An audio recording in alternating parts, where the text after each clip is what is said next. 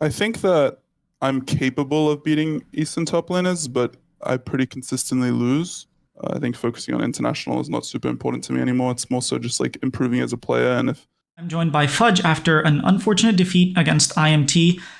Fudge, your bot lane had a huge lead, but you weren't really able to push that advantage. So, what do you feel like went wrong that game? I think we had a couple timings in the mid game where bot lane was really far ahead of enemy bot lane, and we were able to probably use them to force a fight under better conditions because Varus was quite strong in the early game. He had 2 items very quickly. But I think that we made bad decisions in terms of macro, not really forcing the enemy team to fight us, sort of just allowing them to scale to 2 items. And we ended up losing a couple dragons we shouldn't have, which turned into sort of. I also think that we didn't play well with Tristana on side lane. I think just we kept like A-ramming in mid lane, didn't really force the enemy team to go side lane and force some 2v2s with Tristana Rel, or just using like my TP advantage in mid game a couple times. We didn't really use that. I think that made mid game not really able to snowball. We didn't really force anything with it. And then eventually, I think that we just end up losing team fights. I think it's pretty hard for me or Rel to engage on them, and Ezreal can become really annoying. I think if maybe we had a better position on the map, because we wouldn't be forced to fight Sol, for example, maybe the game could have been a little bit easier. But I do think it's generally pretty hard to 5v5 team fight against their comp. They have quite high range, and Ivan Shields makes it pretty hard for us to engage and kill someone one shot. Bot ulti obviously can deny a lot of engage. And it's not really easy for any of our carries to really go forward, and neither is it for me on Udia or Blabber and Rel to really find an engage angle. So yeah, the comp wise in terms of pure 5v5 at like later items becomes a little bit difficult, but I think we had opportunities to break the game open in mid game. All right, that was a very detailed answer, so thank you for that. My next question is more about the sentiment behind you as a player. The community, when you first came in, were a little bit suspicious about you. Like, who is this person? We don't know who he is. You just replaced Licorice. And then you go to MSI. It seems like you're just like, keep on improving. You're taking that next level and everyone loves you, right? And then this last off season, people are like, oh man, we're stuck with Fudge again. Like, he doesn't do anything internationally. He's good domestically, but he's not the impact or, like Summit where you might actually be able to beat the other Eastern top laners. Is that necessarily, do you feel like that's true that you're unable to keep up with the Eastern players, or do you feel like community focuses on you unfairly? I think that I'm capable of beating Eastern top laners, but I pretty consistently lose. I think it's a little bit weird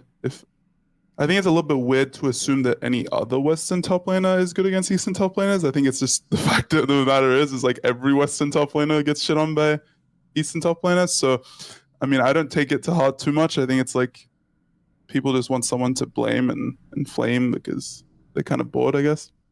And they feel like they want a change so that maybe something new will happen with a change, or like a new top laner that's another Western top laner maybe will make a change. But realistically, like all the Western top laners are pretty similar in skill level, EU and NA, and no one really beats the Eastern top laners in lane.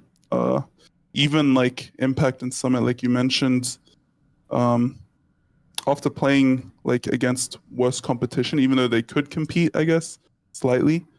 I mean, the reality is that they aren't necessarily better than me domestically, and there's no real reason for them to be better than me internationally, and they haven't shown that they're better internationally. It's not like Impact's going internationally and he's like solo killing people. Like, I don't really remember if Impact was even at an or tournament last year, but yeah, like Summit was the same. Like Summit was just playing Cassante and going even, and I think that's obviously I'm not saying that I play well internationally. I just think that it's a bit weird to assume that other top laners will do really well internationally if they replace me.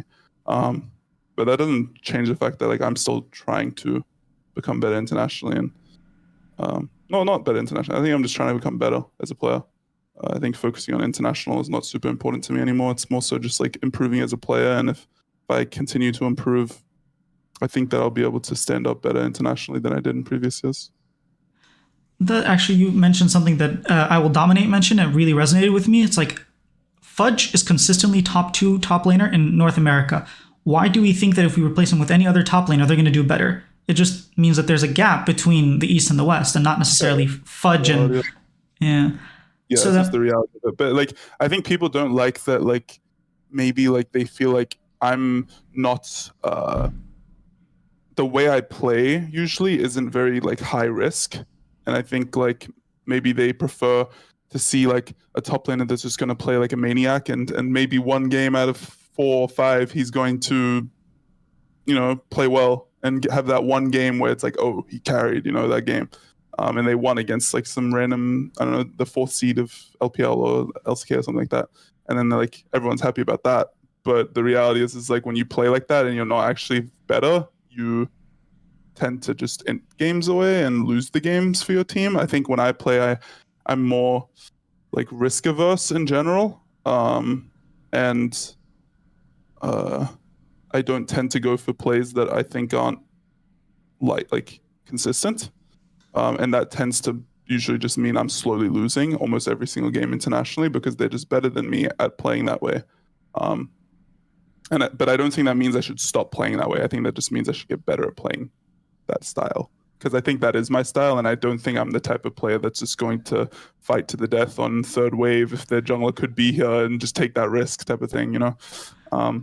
But playstyles also change a lot with player like over time. I think it just depends on like your experience kind of playing the game, and how enemy teams gank you and stuff like that changes the way you play quite a bit. All right. My last question for you is C9 is probably, if not the biggest brand right now in the LCS and esports in general. Why should C9 fans also be Fudge fans? Well, I think I don't really, to be honest with you, I don't really feel like I need to convince anyone to be my fan. Like, if you want to be my fan and you like what I say and you think I'm good at the game, then you can be my fan. But if you don't, then I have nothing to say. Like, I don't feel the need to like convince people to be my fans, because that just happens naturally and it's not really something I can control. And I'm not gonna like try to control people to be my fans. So if you're my fan, thank you very much. If you hate me, that's okay. Like, you do you, bro. All right, Fudge. Thank you so much for your time. Thank you so much. Thank you so much for watching that interview. You'll notice this week I didn't use the word like 5,000 times a sentence, which I'm happy about. The interviews I did were pretty good. I'm happy with the answers that I got. If you haven't subscribed yet, why not? What are you waiting for? Just do it. Just subscribe.